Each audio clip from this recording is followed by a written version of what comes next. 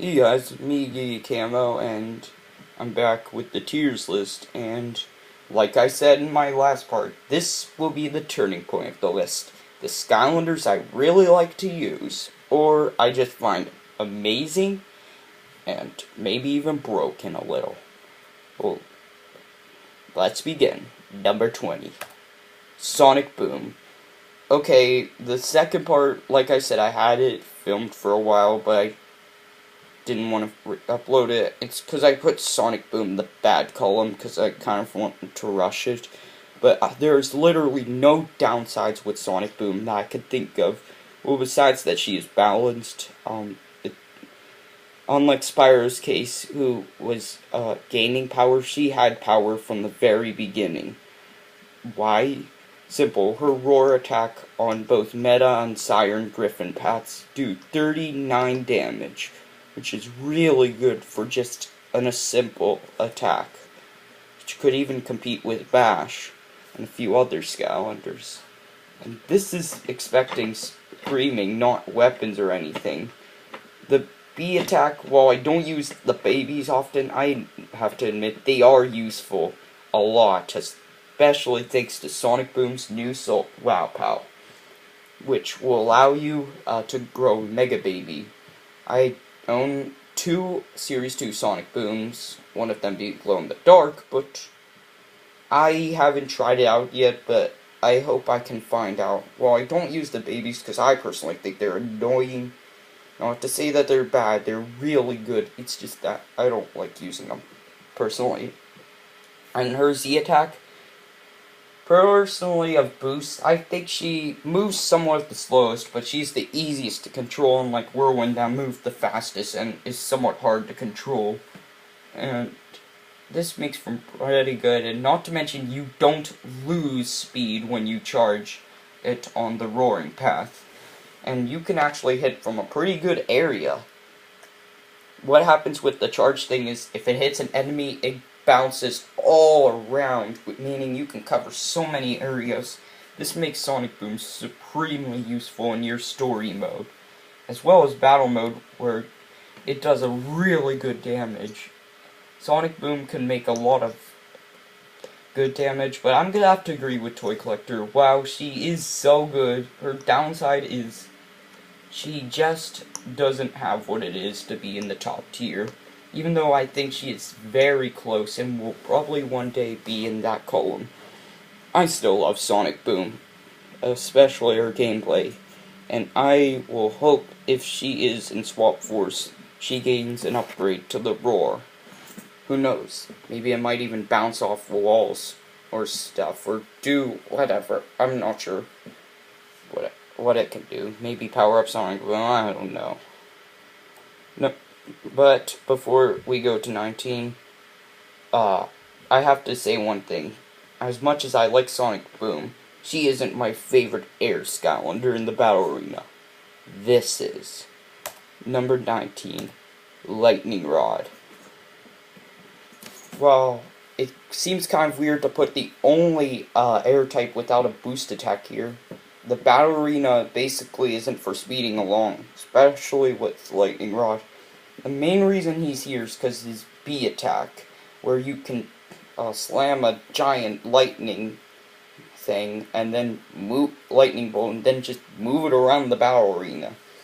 Not to mention thanks to his Wow Pow, he also can charge up an A attack and throw it, which means Lightning Rod is breaking the air element rules, in my opinion, as being a super powerhouse rather than a speeder, which kinda is weird, but we're not even out of the top 15 and we used all the air Skylanders. I just don't find air my element, but I can still respect what most of them do. Lightning Rod's B attack, while it only does 26 damage, and you might say, oh, that's rip-off, you turn to a giant storm cloud and you're like, oh, yeah, and duh. The problem is that it can be interrupted as much as some of Lightning Rod's other attacks, which means if someone gets up to you, you're basically dead, especially with how slow Lightning Rod moves. And sadly, his Z attack is useless, especially Typhoon Titan path. Lightning Rod is supposed to be used down his Lightning Lord path, so basically, I can really say nothing other than Typhoon Titan is my second least favorite path next to Wind Master in terms of me reading and seeing gameplay. But, not to say that Lightning Rod is bad, the strategy here is to attack long range and to make sure by the time your opponents come to you, they're at a pretty low health, since 26 rapid is the highest rapid damage in the game. Very good for Lightning Rod, and especially good for an Air Skylander. The reason I put him over Sonic Boom is because he's also pretty much a blast to use. And also because, sadly, while his 26 damage is good, I just found some others who work better. But not to say that Lightning Rod is bad, I don't know. Some of his attacks get interrupted and some do low damage. But Lightning Rod looks better, but sadly, I don't think he's going to be in Swap Force. Number 18. Eruptor. Wow, we've been this far in the list, and only now do we put a Fire Skylander. Yes, my original favorite fire type, and now my second favorite fire type, Eruptor. Or at least of Spyro's Adventure. Eruptor, if you saw my video of the Time Attack, Chapter 22, Lair of Chaos, you know how much I said I liked Eruptor on the Wii version. Well, take note, this is where I'm personally adding the Wii version only. I hear Eruptor on the other consoles is very slow, weak, can be interrupted, but on the Wii, he is practically unbeatable, and yes, he's close range. For close-ranged attackers, even including Stealth Elf, you can burn them down, and you can make really good work, especially since the lava bar things spawn immediately and do greater damage. So Eruptor, personally, should never be underestimated. I personally found Eruptor without a weakness, and the reason why he's this low is, sadly, like Lightning Rod, he's slow, and long-range attackers will have no problem taking care of him, especially if you're against Drobot. You will be finished as slow as Eruptor moves. Right when you probably get to where Drobot was, he'll be on the other side of the field attacking you. So sadly, Eruptor is very, very easy to hit by long rangers, but of the close ranged and melee users, this is actually some decent Skylander if you're using a Wii. If you're up against a long ranged attacker, or you're not on the Wii, avoid Eruptor. Or if you're against both, double avoid Eruptor. And his WoW power even isn't that bad. He gets a lava barf attack like a flamethrower. While it is close ranged, it is super powerful, making Eruptor all that more powerful. And seeing how he's one of the mascots of Skylanders, we won't be seeing him leave the party anytime soon. So yeah, Eruptor's very good, and sad, and like I said, these are still the Skylanders I really like, and I cannot find a downside, or they all just have one downside that hinders them.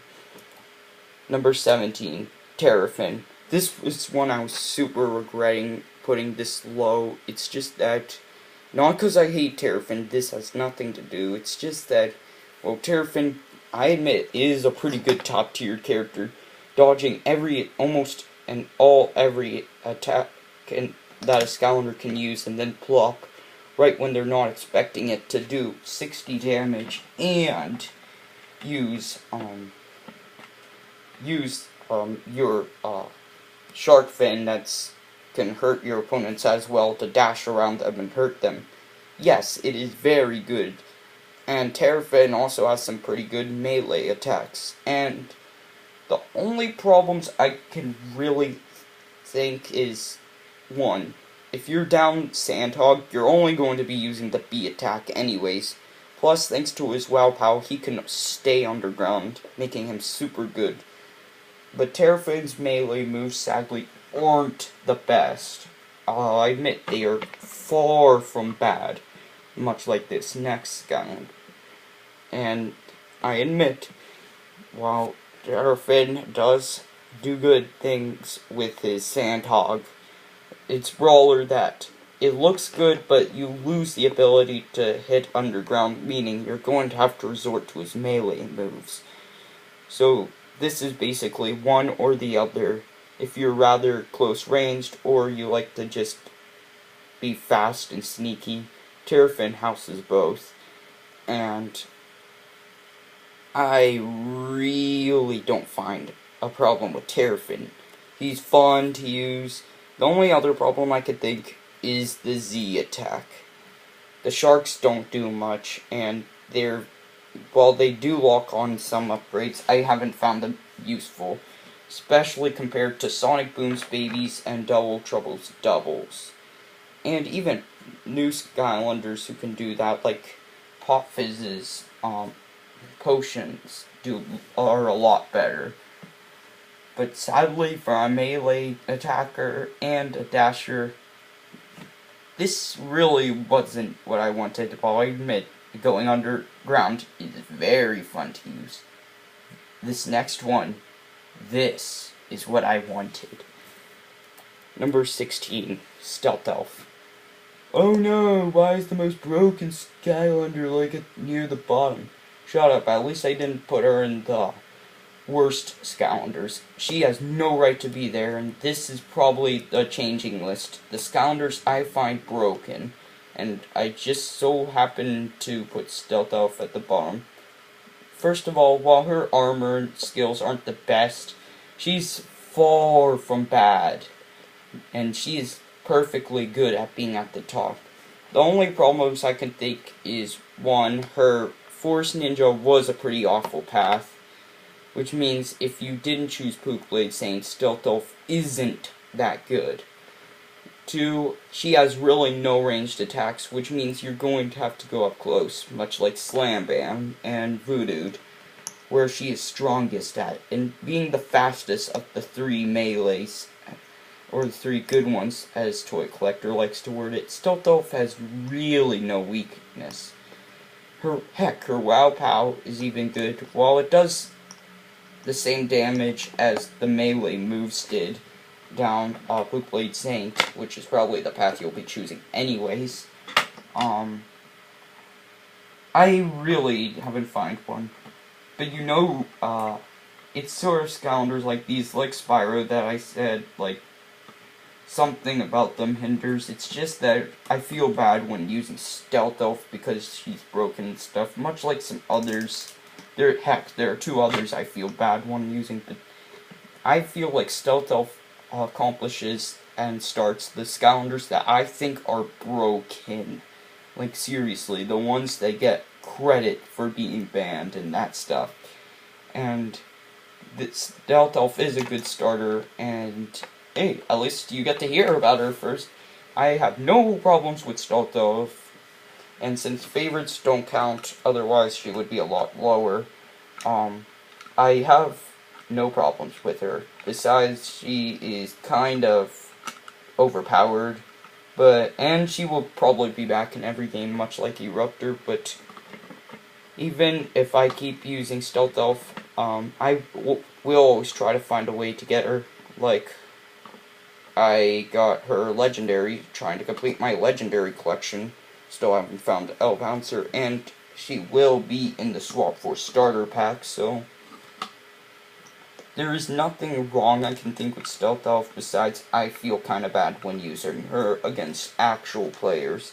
And she accomplishes this now with the whole problem with, like, not so good stats. One path hinders the whole, like, how good a character might be, or something like that. Stealth Elf on both paths, you get one of the most useful soul gems.